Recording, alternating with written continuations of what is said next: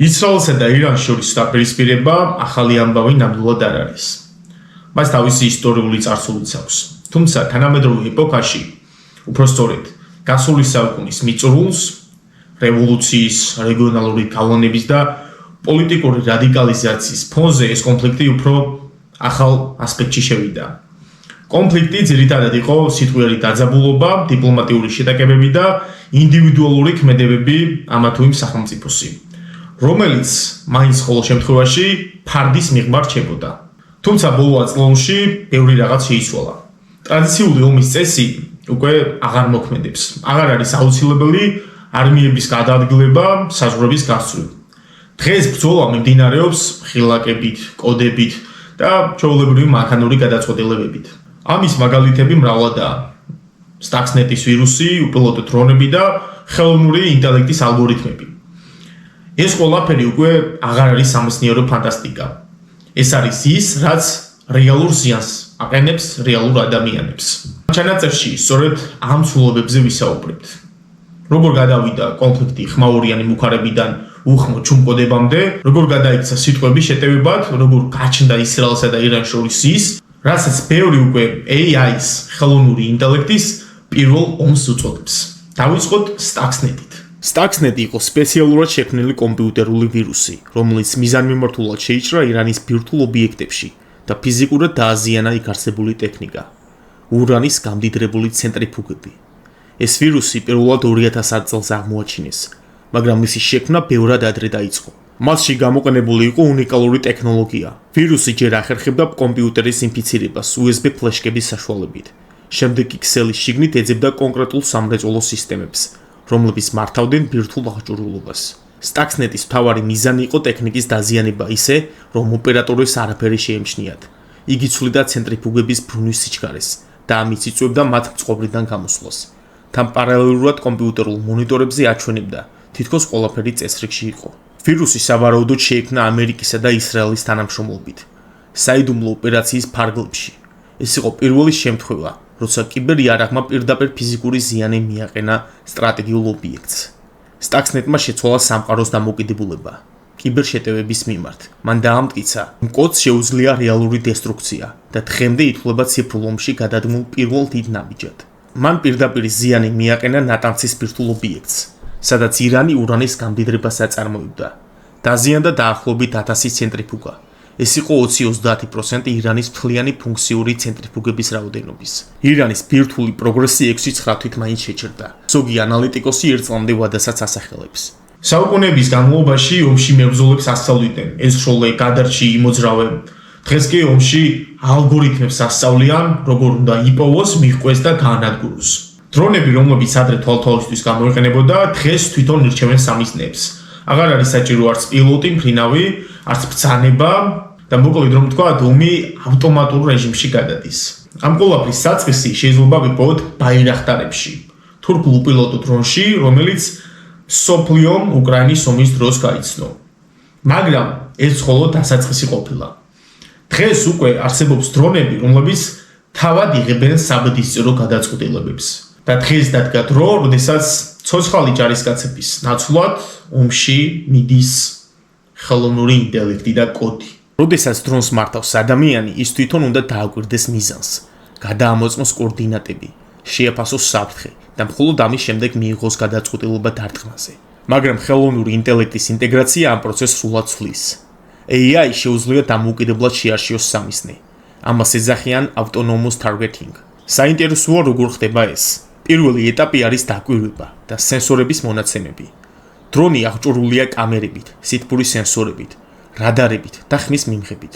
ეს მოწყობილობები აგროვებენ ვიზუალურ, ტემპერატურულ, მოძრაობის და ხმოვან მონაცემებს გარემოდან. მეორე ეტაპი არის ობიექტების ამოცნობა და კლასიფიკაცია. AI სისტემა წინასწარ გაწვრთნილია მილიონობით სურათზე.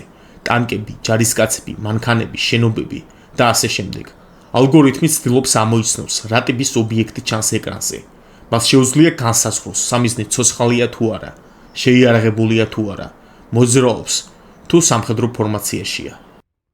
მესამე ეტაპი არის საფრთხის ანალიზი და პრიორიტეტების მიცემა. სისტემა აფასებს, რომელიც სამიზნე წარმოადგენს ყველაზე დიდ საფრთხეს.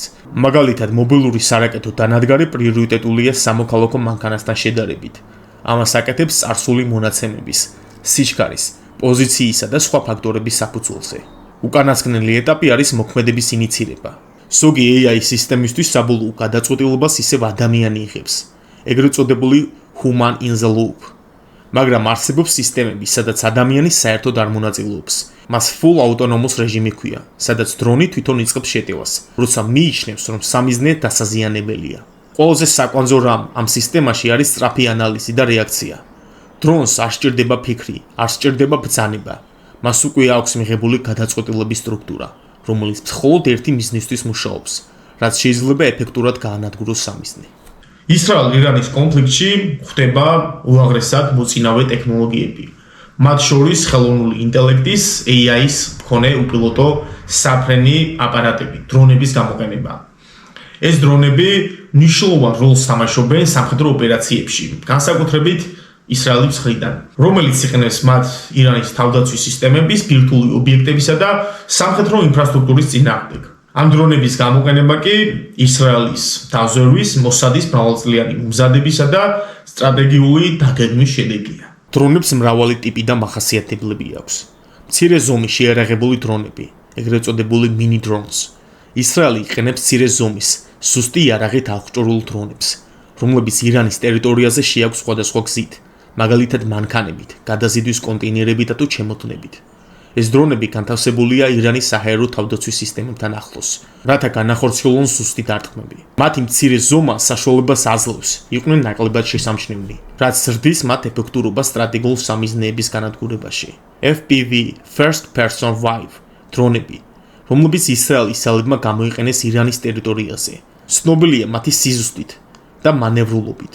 ისინი ხშირად გამოიყენება ირანის საჰაერო თავდაცვის სისტემების გასანეიტრალებლად. ირანის სახელმწიფო მედიის თანახმად, ისრაელის აგენტებმა ამ ტიპის დრონები ააწყვეს ირანის შიგნით, ფარულ საამქროებში, რაც მიუთითებს ღრმა ინფილტრაციაზე. ისრაელი ასევე იყენებს ეგრეთ წოდებულ suicide drones, თვითმკვლელ დრონებს, რომლებიც ატარებენ ფეთქებად მასალას და პირდაპირ სამიზნეზე ეჯახებიან. ეს დრონები გამოიყენება ირანის სარაკეტო სისტემების და ბირთვული ობიექტების წინააღმდეგ. ირანის რევოლუციური გვარდიის ცნობით ასეთი დრონები ირანის მხრიდანაც გამოიყენება ისრაელის წინააღმდეგ. თუმცა ისრაელის თავდაცვის სისტემები, როგორიცაა რკინის გუმბათი და ბარაკი, ეფექტურად ანეიტრალებენ მათ. ხელოვნური ინტელექტით დაფუძნებული სისტემები ეხმარება ისრაელის სამხედროებს სუსტი სამიზნეების შერჩევაში. მაგალითად, ირანის სარაკეტო პროგრამის ხელმძღვანელის ან ბირთვული ობიექტების, როგორიცაა ნათანზი, ფორდო, ისპაჰანის წინააღმდეგ. ერთ-ერთი ყველაზე მნიშვნელოვანი დარტყმა იყო 8 რევოლუციური გვარდიის წევრის, მათ შორის სარაკეტო პროგრამის ხელმძღვანელის ლიკვიდაცია ერთი დარტყმით მიწისქვეშა ბუნკერში.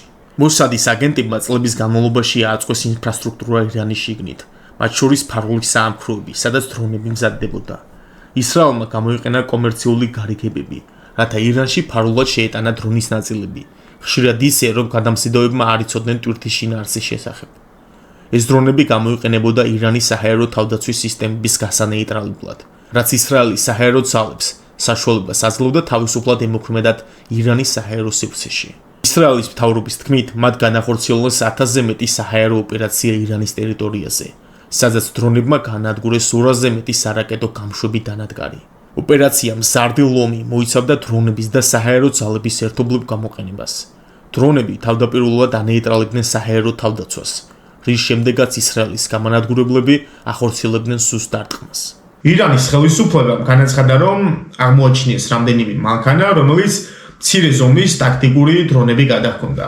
ირანის პოლიციის ხელმძღვანელის გენერალ აჰმად რეზა რადანის თქმით, ეს დრონები ხალატის ნაწილი იყო, რათა გამოერთოთ ირანის საჰაერო თავდაცვის სისტემა. ირანმა 18 ივნისიდან გათიშა ინტერნეტი, რათა შეემცირებინა დრონების ეფექტურობა, რომლებიც მობილური ქსელების გამოყენებით იმართებოდა. თავის მხრივ კი ირანმა ისრაელის წინააღმდეგ გამოიყენა ასობით თვითმკვლელი დრონი, რომლებიც მიზნად ისახავდა ისრაელის სამხედრო და სამოქალაქო ობიექტებზე შეტევას, მაგალითად, ქალაქებში თელ-ავივში, ხაიფაში, იერუსალიმში. თუმცა ისრაელის თავდაცვის სისტემა ბარაკმა და რკინის გუმბათმა 40-ზე მეტი ირანული დრონის მოგერიება შეძლო. 2025 წლის 13 ივნის დაწყებული ისრაელის ოპერაცია მზარდი ლომი იყო მრავალწლიანი მზადების კულმინაცია, რომელიც მიზნად ისახავდა ირანის ბირთვული პროგრამისა და სამხედრო შესაძლებლობების შეზღუდვას. დრონებმა გადამწყვეტი როლი ითამაშეს ირანის საჰაერო თავდაცვის სისტემების განადგურებაში, რამაც ისრაელის საჰაერო ძალებს საშუალება მისცა თავისუფლად ემოქმედათ ირანის ტერიტორიაზე.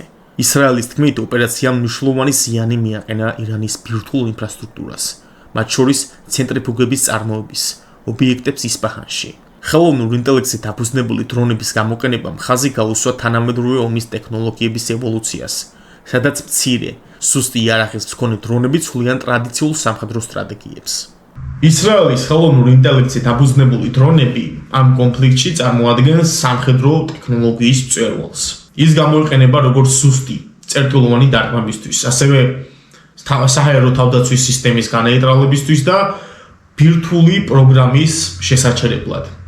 მოსადის ფარულ ოპერაციებთან ერთად ეს დრონები ისრაელს, რა თქმა უნდა, მნიშვნელოვან უპირატესობას ანიჭებს. თუმცა მეორე მხრივ ირანის შესაძლებლობებიც არ უნდა ჩამოვწეროთ. მართალია ეს არ არის ტექნოლოგიურად განვითარებული როგორც ამერიკაც და ისრაელის, თუმცა მას ალბათ სულ განსხვავებული ძალა გააჩნია, რომელსაც სამწუხაროდ ჩვენ ალბათ ვიხილავთ კიდეც. პროგნოზებს არ გავაკეთებ თუ როგორ დასრულდება ეს კონფლიქტი, იმიტომ რომ ეს ჩემი სფერო ნამდვილად არ არის, მაგრამ ვფიქრობ ეს კონფლიქტი ძალიან დიდხანს გასტანს და იქნება რთული და ტრაგიკული, როგორც ისრაელისთვის, ასევე სპარსეთისათვის. ამით ეს ჩანაწერი დასრულდა, მადლობთ მოსმენისთვის, გამოიწერეთ არხი.